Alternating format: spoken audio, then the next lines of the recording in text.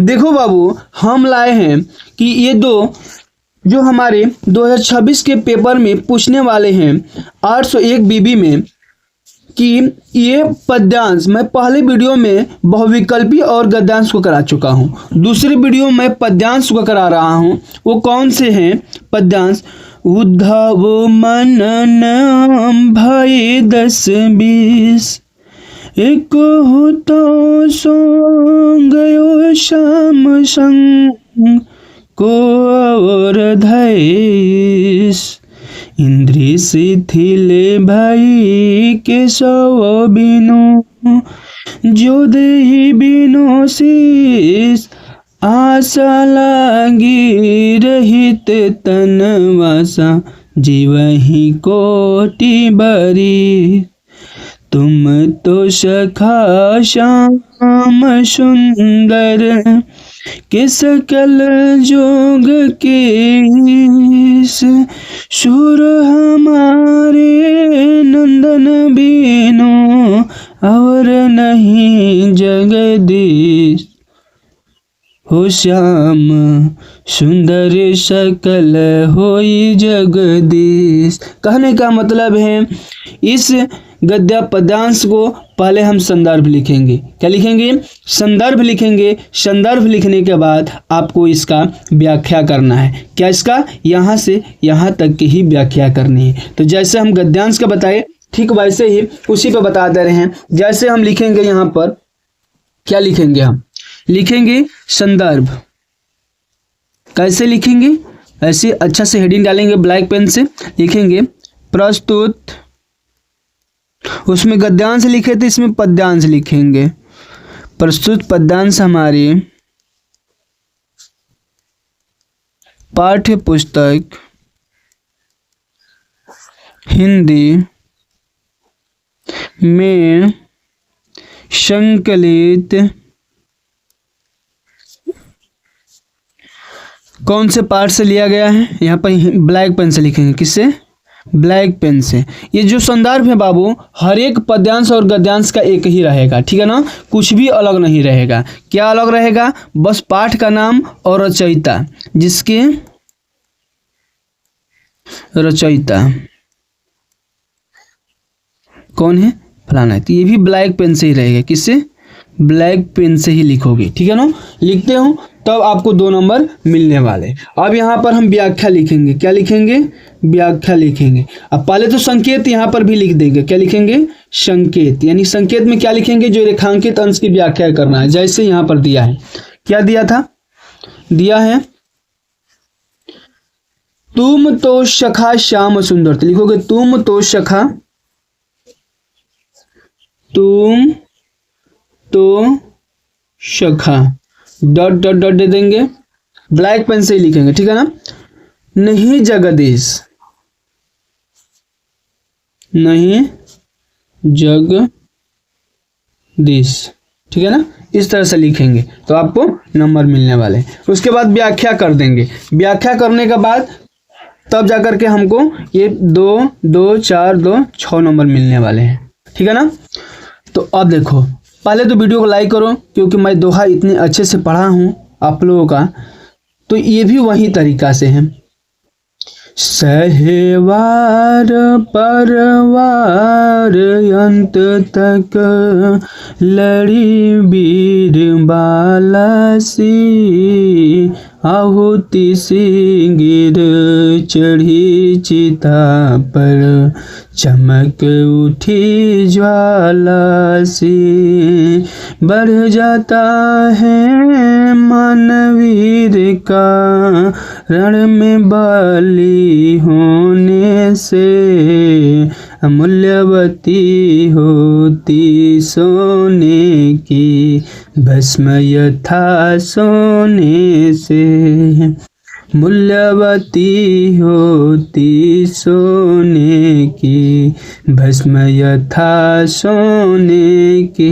देखो कवि कह रहा है, बहुत अच्छे से स्वर में इस कवि ने इसकी व्याख्या किया है।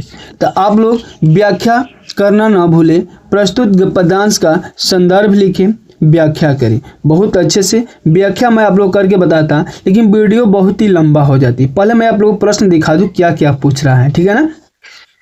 अब देखो, ये संस्कृत में पूछेगा। संस्कृत में भी बाबू आपको वैसे ही लिखना है, हिंदी के थ्रू इसको अनुवाद कर देना है, संदर्भ भी लिख देना है। तब 2 नंबर का संदर्भ और 3 नंबर का आपको अनुवाद मिलेगा। टोटल 5 नंबर, नंबर कटता नहीं है, ठीक है ना।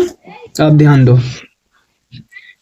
अगला क्या है हमारा, यहाँ पर एक संदर्भ सहित हिंदी में अनुवाद कर देना है। जो पद्यांश दिए हैं, उत्तरम यत समुद्रस्य हिमद्रशयो दक्षिणम वर्ष तद भारतम नम भारतीय तत्र संतिता, ऐसे करके देना है। मानम हित्वा प्रियो भवति क्रोधम हित्वा न शुचति कामम हित्वार्थवान भवति लोभम हित्वा सुखी भवेत्। इस तरह से करेंगे, ठीक है ना। तो अच्छा से इसको संदर्भ लिखना है, उसका अनुवाद कर देना है। तो आपको टोटल 2 नंबर इसमें, 3 नंबर इसमें, 5 नंबर आपको मिल जाएंगे, ठीक है ना। आप देखो, ये आप लोग कमेंट में बताइए कि आप लोग किस जिले से हैं, ठीक है ना। तो आपने अपने ज़िले से बताते हैं तो सबका अलग अलग मैं लिख डालूंगा कि कौन से लिखा जाता है किस ज़िले में। तो अपने अपने ज़िले का कमेंट करिए, मैं उस ज़िले का क्या कर दूंगा, लिख करके पात्र का चरित्र चित्रण किसी का भी हो मैं लिख करके बताऊंगा। तो आपको 3 नंबर मिलने वाले। जैसे कि आप बलिया से हैं, क्या है, बलिया से अगर हैं तो आप ये 6 नंबर वाले क्वेश्चन करेंगे। कौन सा, 6 नंबर वाले क्वेश्चन करेंगे। कर्णखंड काव्य के द्वितीय सर्ग में धूत सभा में द्रौपदी, या तो इसको करिए या तो इसको करिए, दोनों में से किसी एक को ही करना है। या तो नायक का चरित्र चित्रण कर दीजिए, यानी कर्ण का ही चरित्र चित्रण कर देते हैं तो आपको नंबर मिलने वाले हैं, ठीक है ना। उसके बाद देखिए, ये रहा आपका 5 नंबर का जीवन परिचय। तो जीवन परिचय अगर आप पढ़ जाते हो, अच्छे से जीवन परिचय पढ़ जाते हो, इन तीनों में से देखो मैं बताया भी हूँ, जीवन परिचय लिखवाया हूँ, रामधारी सिंह दिनकर, जयशंकर प्रसाद और जयप्रकाश भारती। इन 3 को पढ़ते हो, 3 बार बार पेपर में पूछने वाले हैं। उसके बाद ख नंबर क्या है कि कवि का चरित्र चित्रण करना है। तो कवि का चरित्र चित्रण हम कैसे करते हैं, तो कवि का चरित्र चित्रण भी मैं वीडियो में बता चुका हूं। इस वीडियो में बताऊंगा तो लंबा हो जाएगा और फिर पेपर आप लोगों को पूरा नहीं समझा पाऊंगा, इसलिए मैं नहीं बता पा रहा हूं, ठीक है ना।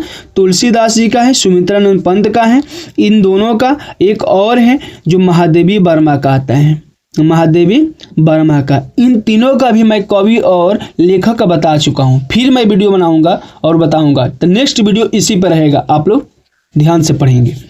अपनी पाठ्य पुस्तक संस्कृत कंठस्थ कोई एक श्लोक लिख देना है। सर्वे भवन्तु सुखिनः सर्वे सन्तु निरामया सर्वे भद्रमाद्रिकश्चि सर्वपश्यतु हरे, ऐसे करके है कुछ। थोड़ा सा दूसरी लाइन मैं भूल गया हूँ, तो आगे वाली लाइन वैसे ही करके श्लोक लिख देना है। 2 नंबर आपको मिल जाएंगे।